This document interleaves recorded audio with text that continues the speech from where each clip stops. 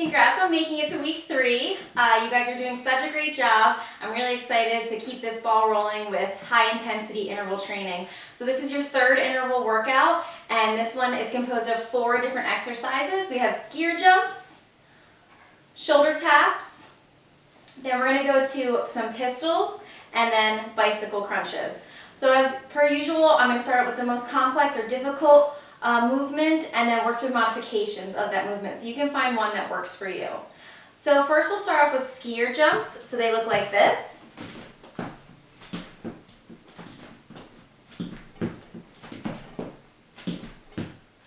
So let's break it down a little bit. We're going to start off by performing a movement that you would see a skier do. So as one foot steps to the side, the other foot comes back, and my opposite arm comes in front. So I kind of slide one foot to the other side, tap my back foot down, and the other arm moves up. I'm keeping my chest facing forward. So all we're going to do to that is add a little jump, like we're hopping over a puddle. Just a little side jump, hopping over that puddle, and then we're going to tap down. I keep my hips forward, keep my chest up, and I'm just going to tap my hand right in front of my foot. And of course from there, if that's too difficult, we can just take it back to the step. Lunging kind of back behind you, tapping that leg, arms moving, and getting rid of the jump. That is another modification. Just one thing to make sure of when we step to the side, we want to make sure that our weight is still evenly dispersed in our foot. We don't want to be too much in our toe, we don't want to be too much in our heel. Just want to be nice and even on your foot. The next movement is a shoulder tap.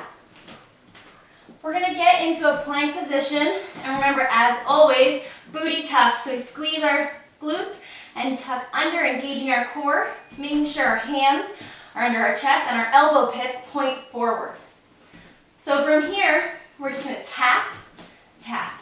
I'm tapping the front of my shoulder, trying to move as little as possible, keeping my lower half nice and still. So I'll show you from the front what that looks like. Tap. Just shifting my weight just a little bit. A modification for that would be going to your knees in a plank. Still, we want to make sure that we're not just on all fours. We want to make sure that our butt is tucked under, our core is engaged, and we can tap. Same thing. And finally, if just all of those are just not working for you, you can just hold the plank for the full time of the movement. So find something that works for you that you can perform with good form. Next one is a pistol. This is actually just a single leg squat. So it looks like this.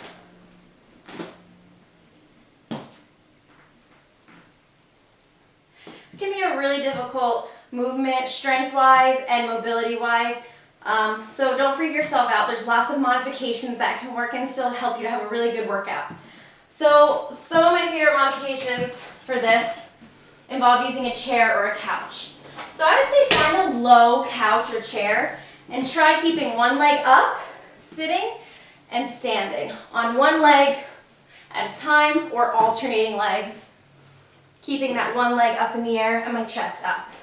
If that's too low, find a higher chair. Do the same thing, one leg up, chest stays up, switch, sitting down, standing up, keeping my chest up. Now, we can also modify this even further by keeping one heel on the ground and one foot on the ground. I'm on the edge of the chair, my chest is up, this heel is just resting on the ground. My knee is in a good position. It's between my shoelaces and my toe, and I'm just going to rise up. This way I can kind of push off of this leg too. Come back down, rise up. And you can even use your arms, throwing yourself up and back down, throwing yourself up and down. This one's a little easier to stay on one side at a time. It can get really complicated switching back and forth. Again, up, back down, up.